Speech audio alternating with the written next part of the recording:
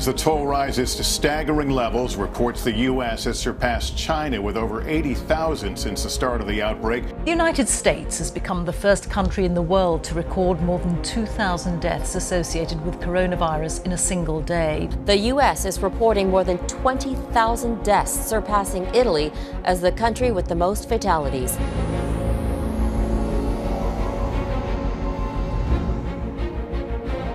No country has been affected by the coronavirus like the United States. It now has more confirmed cases and fatalities than anywhere else in the world.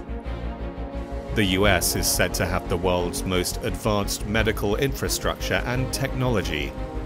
With such might, why has the US suffered so much from this pandemic? If we had, right from the very beginning, shut everything down, it may have been a little bit different. But at the very beginning, the question of how to manage the coronavirus didn't seem to register. It turns out even the best medical conditions can't override politics. And politics seems to be the Achilles heel of the world's presumably best political system.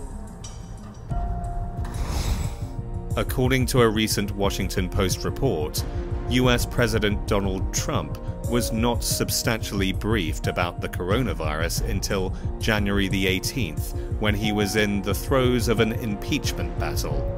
According to the report, Trump was ranting to lawmakers at night and making lists of perceived enemies he would seek to punish.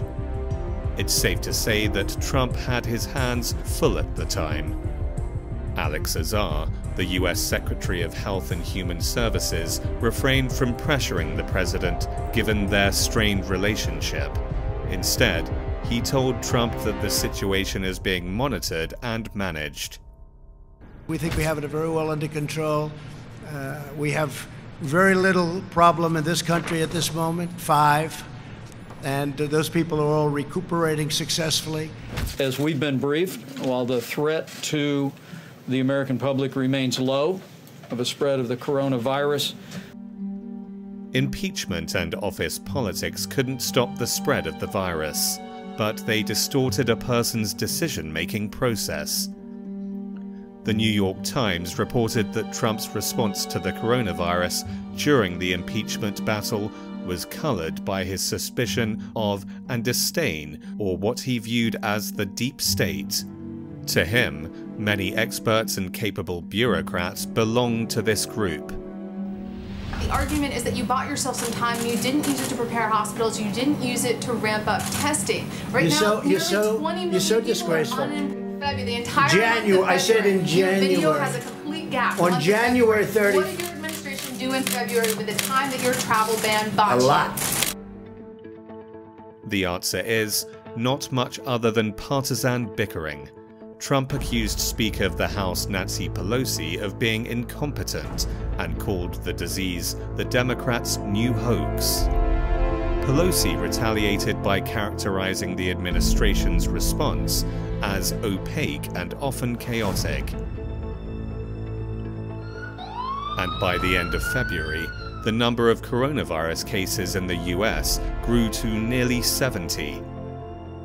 Findings of a research by Brian Schaffner, a political scientist at Tufts University, on how partisanship shapes an average American's response to the coronavirus are revealing.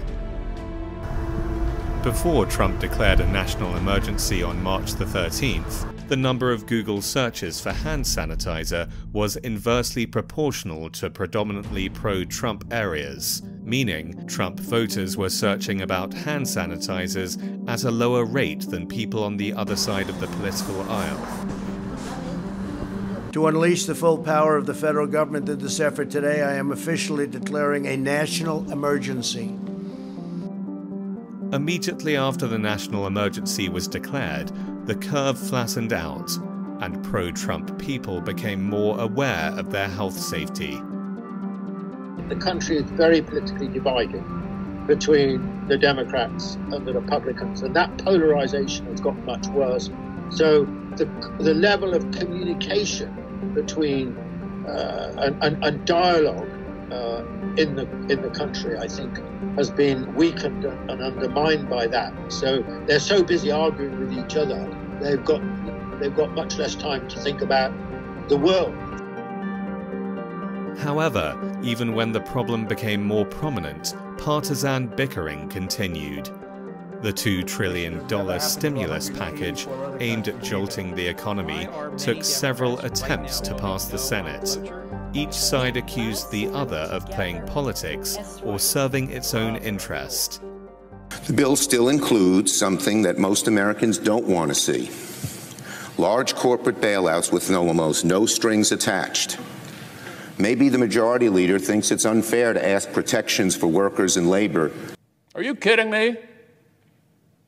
This is the moment to debate new regulations that have nothing whatsoever to do with this crisis? That's what they're up to over there. Gregory F. Treverton, the former chairman of the National Intelligence Council, said that this has been a real blow to the sense that America was competent. And he is right. Political dysfunction has defined Washington for the past several months. And as the US tops the charts of coronavirus cases and death tolls, there's no sign of change.